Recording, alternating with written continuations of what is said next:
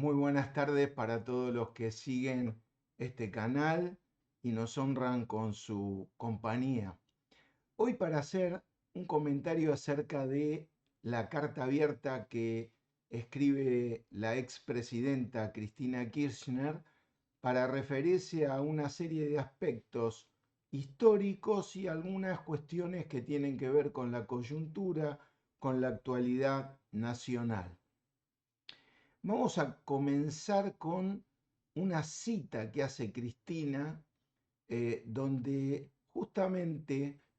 utiliza una frase de Juan Bautista Alberdi. Prácticamente Alberdi es el farol que ilumina la vida de los libertarios o de los liberales, y Cristina lo utiliza para decir que qué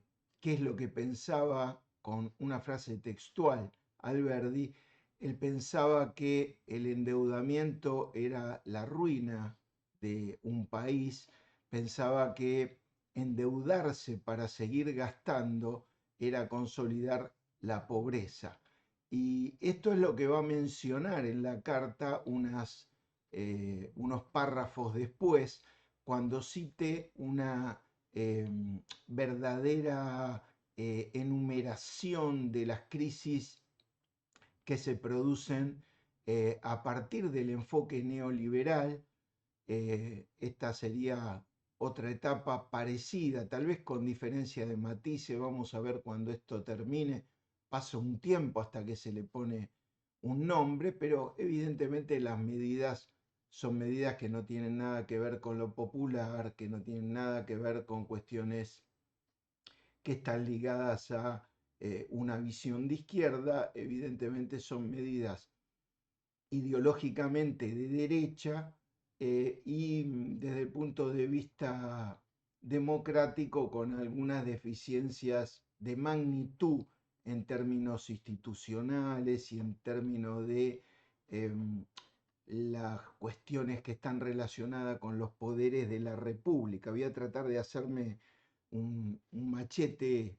para ir siguiendo lo que estaba contando. Los datos Cristina lo maneja a través de Orlando Ferreres, o sea, todos los números que da los da con dato y lo respalda con Orlando Ferreres, que fue viceministro de Carlos Menem, y que claramente no es un ideólogo peronista, sino más bien es un liberal, un miembro fundador de la Universidad UCEMA, de un enfoque monetarista conocido por todos, que tiene su inspiración en la Universidad de Chicago, donde casi todos sus fundadores estudiaron. Creo que no es el caso de Orlando Ferreres, pero evidentemente se inspira en Ferreres, no da los datos de Kicillof, sino da datos de alguien que piensa muy parecido y que está tal vez muy consustanciado con esta etapa. Entonces, refuta Cristina que la cuestión fiscal sea la causante de la inflación en términos de adjudicarle toda la importancia a la financiación con emisión monetaria del déficit fiscal. Vamos a ver cómo más adelante, no es que Cristina diga que la cuestión del déficit fiscal no es un problema, sino que la encara de la misma manera que lo encaro yo, que es que el déficit es la diferencia entre lo que entra y lo que sale, y que no solamente el déficit se puede resolver gastando menos, sino que se puede resolver recaudando más, consiguiendo que se paguen los impuestos, consiguiendo que no haya tanta evasión. Recuerden que tenemos una economía en negro del 40%, eh,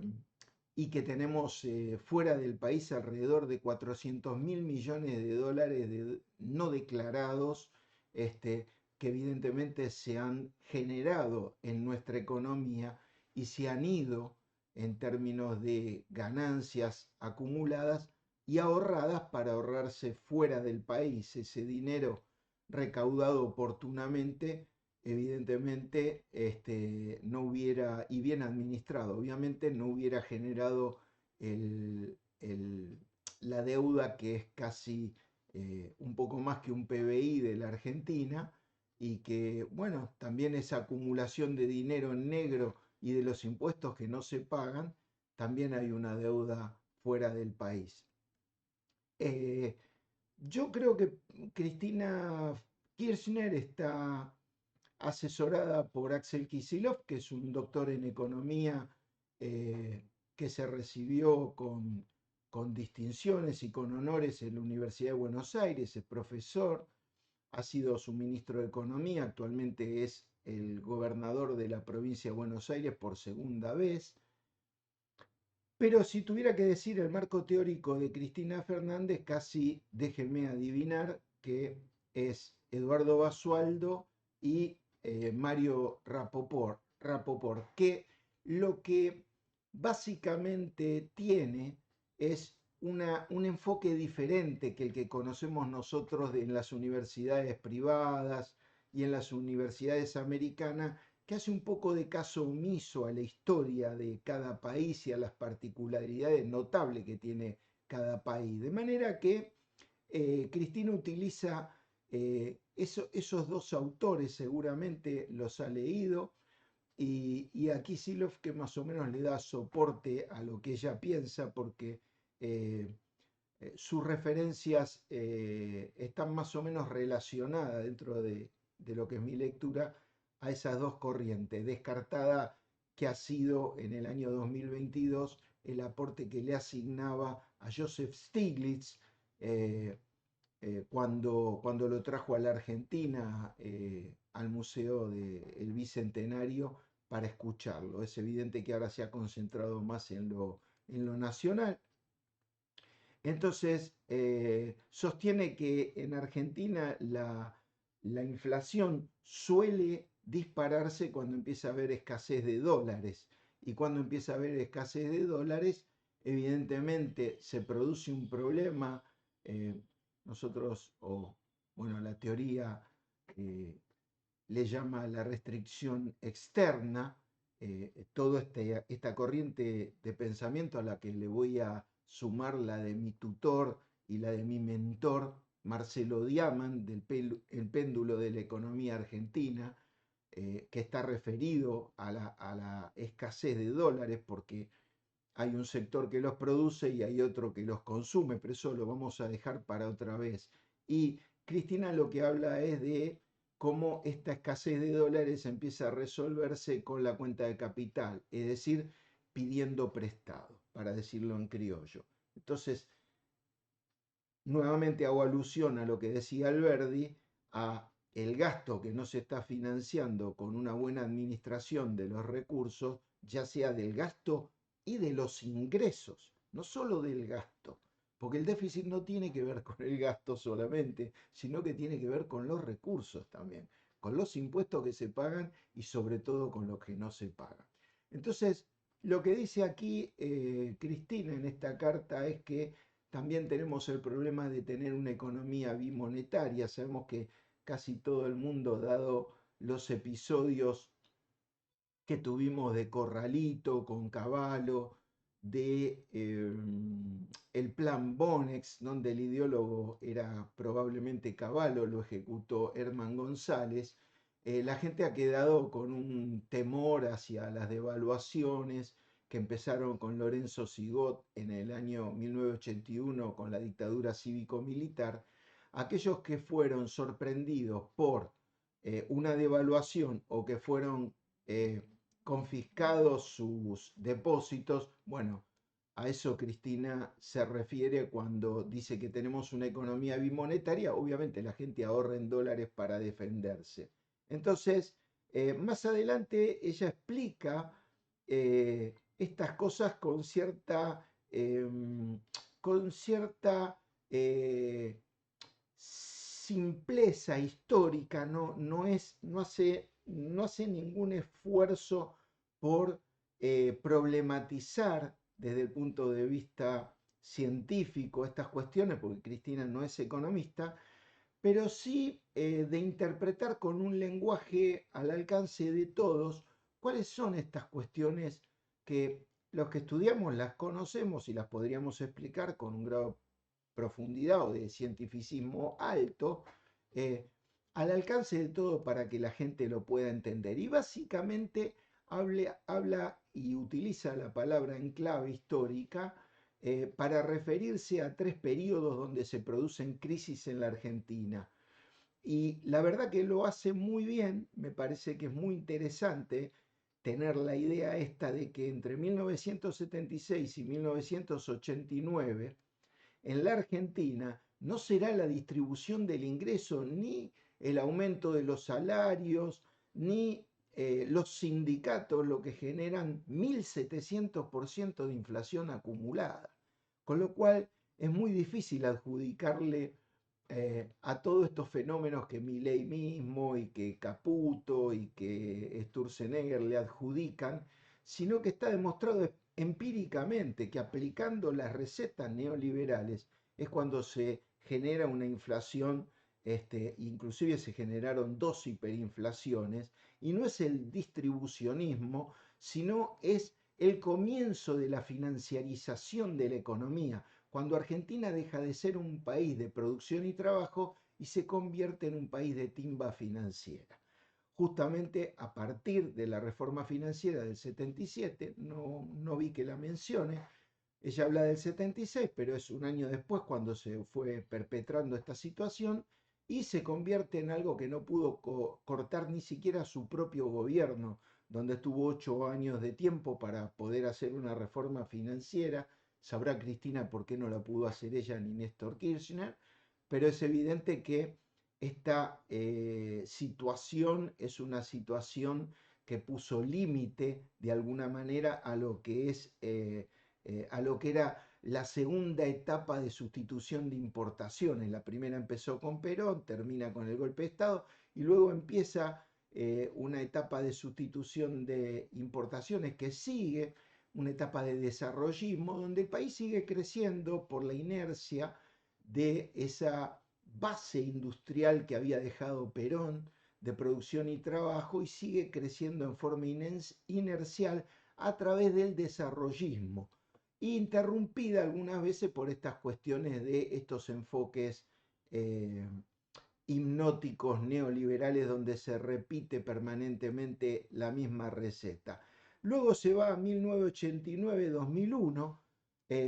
y hace algo muy interesante,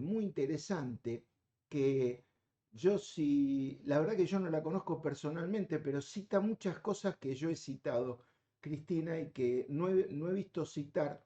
que es la contextualización del advenimiento del gobierno de Menem, más allá de que uno esté de acuerdo o no con el neoliberalismo explícito que hizo un presidente peronista que cambió su discurso, es evidente que lo condiciona la situación histórica y el contexto. Esto es lo que tendría que hacer cualquier profesional que habla de economía o de política. Cristina dice, cae el muro de Berlín, consenso de Washington, se viene la financiarización de la economía y las 10 reglas de Washington, y Menem se ve condicionado. Evidentemente, Cristina tiene un gesto más amistoso con Menem, pero esto empezó en el año 88, cuando Menem empieza a negociar con el grupo Bunge y Bor. Probablemente ella no tenga el dato, probablemente sí lo tenga, pero está bueno que ella contextualice. No es lo mismo querer aplicar estas políticas ahora, después de muchas veces de fracaso, la tercera en democracia, la cuarta desde el golpe de Estado, y volver a insistir sobre todo en un contexto que no tiene nada que ver. Algo que se olvida decir Cristina es que esto es el dogmatismo. Cuando nosotros tratamos con profesionales dogmáticos, no académicos, o académicos pueden ser también, no es el caso de Javier Milei, que no es un académico, pero a él lo impulsa un dogmatismo, casi un fundamentalismo religioso, ¿no? Esa viva la libertad, carajo, suena a por Alá, ¿no? O aquel fundamentalismo religioso que nos llevó a las cruzadas. Esta gente no contextualiza, tiene el mismo discurso ayer, hoy y siempre. Si uno escucha a Miriam Breckman, a quien yo la respeto también como política, de repente está dando un diagnóstico extraordinario, pero las propuestas que tiene no son otras que las de marxismo-leninismo de 1917, totalmente fuera de contexto. Así que me parece muy interesante esta cuestión de cómo Cristina contextualiza la situación de Menem. No hace lo mismo, por supuesto, cuando se refiere a la tercera crisis, que es la que ella considera que aún hoy está en tránsito. Para finalizar, porque me quedé pensando en la tercera, pero no terminé la segunda. La segunda comienza con Menem, Cavallo, las privatizaciones, la convertibilidad, pero termina en un estallido social con 40 muertos en 2001. Esa es la segunda etapa dentro de lo que es la democracia. Y entonces entramos en la tercera, que es la etapa que comienza Mauricio Macri, nuevamente sin contexto, nuevamente con una visión dogmática, también con un equipo muy flojo desde el punto de vista académico, o sea, gente profesional. Podíamos decir que había un académico solo, que era Sturzenegger, que es como el ideólogo de todas estas cosas, es el ideólogo desde Menem en adelante, cuando estuvo en YPF, luego cuando, lo menciona Cristina, creo, cuando estuvo con el gobierno de la Alianza como viceministro de López Murphy primero y de Cavallo después, y luego como ideólogo de Macri, aunque después es despedido del Banco Central. Pero ella cuenta estas experiencias históricas horribles que vuelven a repetirse para tratar de completar y no hacerlo muy largo el asunto. Eh, Termina hablando de, también, si no lee las notas que escribo yo no la conozco personalmente a Cristina. Es evidente que alguien escribe con las cosas que mi artículo de enero en ámbito financiero habla de un showman que se presentó a nivel internacional en el Foro Internacional de Davos, de un individuo, creo que lo tituló el diario, que muchas veces titula y no yo, sobre la base de lo que yo había escrito, que es una especie del Mick Jagger de la economía mundial, ¿no? Yo comencé diciendo adiós, Juan Carlos de Pablo, adiós, Melconian, ¿no? Dos showman también de la economía, pero de cabotaje, no de mercado internacional, como ha sido en Davos eh, Javier Milei. Hace una crítica, evidentemente, de la ley ómnibus, del DNU y de cómo sabemos todo que este enfoque económico termina mal. Cristina lo está viendo, no lo puede decir, yo lo puedo decir con toda libertad. Termina mal porque está afectando a todos. Hizo algo que en algún otro momento vamos a analizar, que hizo en la última parte Cristina Fernández, ¿no? Se enfrenta con tanta gente a la vez que termina por perder las cosas que había conseguido.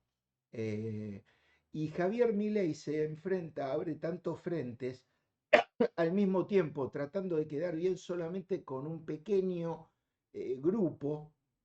obviamente que son las corporaciones, que es la banca internacional, que son los organismos multilaterales de crédito, que va a terminar enfrentándose con toda la sociedad, porque la sociedad, la clase media está siendo muy afectada, la clase media que había dejado de pagar impuesto a la ganancia ahora lo paga, ganando 50% menos de lo que ganaba, porque en 2 meses fue esa la inflación, y pagando 50% más cara su medicina prepaga, pagando los alimentos al doble. Evidentemente, si se pelea con la clase media, se pelea con los pobres, se pelea con los políticos de la oposición. Si pretende afectar lo que Sturzenegger dijo en Miami, que es la casta, y se refirió a los sindicalistas que están hace 30 años, pero también se refirió a los empresarios. Dice que son las mismas cargas en un ataque desembosado contra Roca de Techín, contra Macri, contra Eurnequian y contra una cantidad de empresarios argentinos, ¿no es cierto?, que lo ponen en un lugar muy difícil de acá en adelante como para poder seguir. Si va a tocar esos intereses, yo creo que Milei no los va a tocar, pero Sturzenegger, que no tiene mucho tacto político, los mencionó, va a generar problemas también. Así que acerca de lo que dice Cristina, podría completar diciendo que ella explica que no puede ser la lógica del mercado la que resuelva los problemas de salud, educación y seguridad en la Argentina, porque el mercado se plantea la lógica empresarial. Las empresas, uno pone una empresa para que para ganar dinero, independientemente de que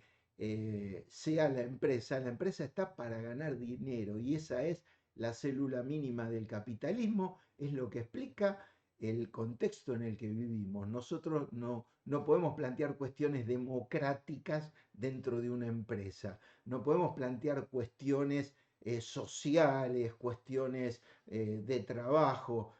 porque la lógica es que el que pone el capital es el que tiene la decisión y su relación con el resto de lo que serían los stakeholders,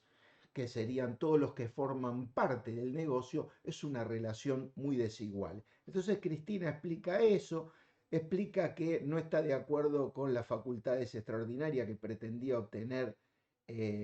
Milei para recibir un permiso ilimitado para endeudar al país en dólares más, para privatizar y vender todo el patrimonio nacional, en abierta contradicción con el artículo 29 de la Constitución y sobre todo de, eh,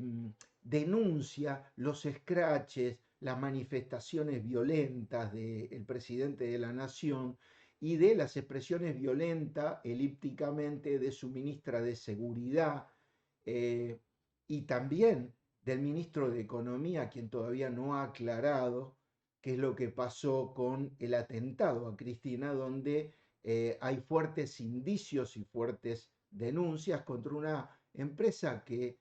paradójicamente se llama Caputo Hermanos, ¿no? Está involucrada en el financiamiento de un intento de magnicidio contra la presidenta, donde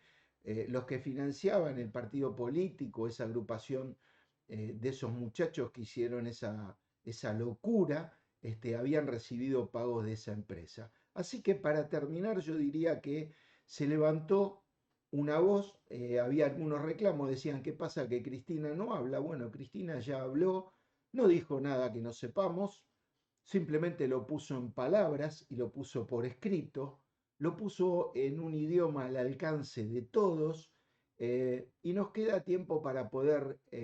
reflexionar acerca de dos cosas. Lo que dijo Cristina y por qué lo tiene que decir Cristina, porque hace 2 años Cristina o algo más viene pidiendo que alguien tome la lapicera, que tome el bastón de mando y es evidente que en la oposición, en el peronismo, no hay ningún liderazgo claro, a pesar de que hay gente muy destacada como Axel Kicillof, que está haciendo un buen rol como gobernador, pero no es, por lo menos ahora, la cara visible y no ha logrado encolumnar a todo el espacio popular detrás de él, aunque probablemente en estos años eso se pueda dar, sigue siendo Cristina la voz cantante del espacio peronista y la que con sus errores o aciertos sigue dando la cara para hablar de esta situación. Les agradezco mucho a todos los que están siguiendo este canal. Le pido a los que están viendo por primera vez que se puedan inscribir, que puedan tocar la campanita para que les avisen que hay un nuevo video. Semanalmente lo hacemos. Y que también nos hagan sus comentarios acerca de qué cuestiones les parece que deberíamos seguir charlando o comenzar a charlar. Les agradezco mucho y los espero la semana que viene nuevamente para seguir hablando de algún otro tema que seguramente va a estar en el candelero, teniendo en cuenta que tenemos unas semanas por delante muy movidas antes de comience marzo y con el comienzo de marzo se va a acentuar. Así que hasta pronto, es una alegría y un placer comunicarme semanalmente con ustedes. Un abrazo para todos y todas.